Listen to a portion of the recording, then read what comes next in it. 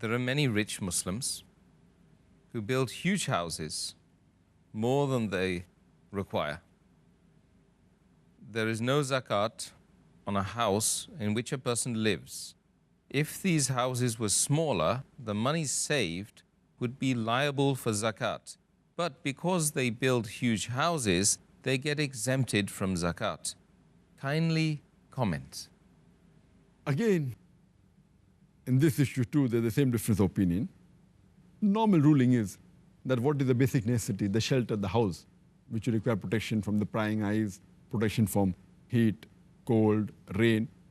It is a basic necessity, and the house in which you live is not liable for zakat. There's no difference of opinion. But in such cases, as the questioner has asked, that he has a mansion. A person who may be having a wife and 3, 4 children may require 2 rooms, 3 rooms, 5 rooms, 6 rooms, how many? But if he has a mansion, which may be equivalent to 10 houses, then should he pay zakat or not?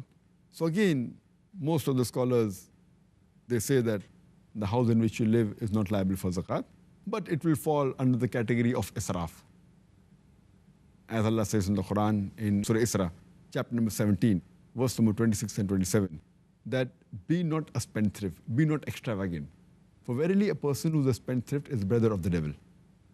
Allah says in Surah Furqan, chapter number 25, verse number 67, that these are the believers who are neither miser and niggardly, neither they extravagant. They follow a middle path.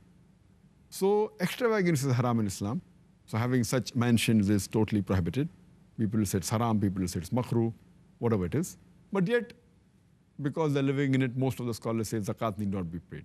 But again, the same group of scholars, Ibn Aqil, Ibn al-Arabi, Sheikh Abu Zohra, Sheikh Abdul Waf Khalaf, Sheikh Abdul Rahman, Abdul Rahman al-Hassan, Sheikh Yusuf al-Qaradawi.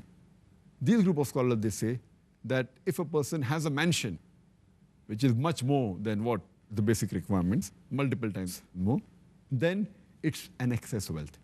And I agree with the questioner that you could have bought 10 houses and lived in one. So on 9 houses, there have been zakat. Since it's excessively rich, these group of scholars say that zakat should be paid even on that house. A person who owns many houses also, he should pay zakat on this, and I agree with that view.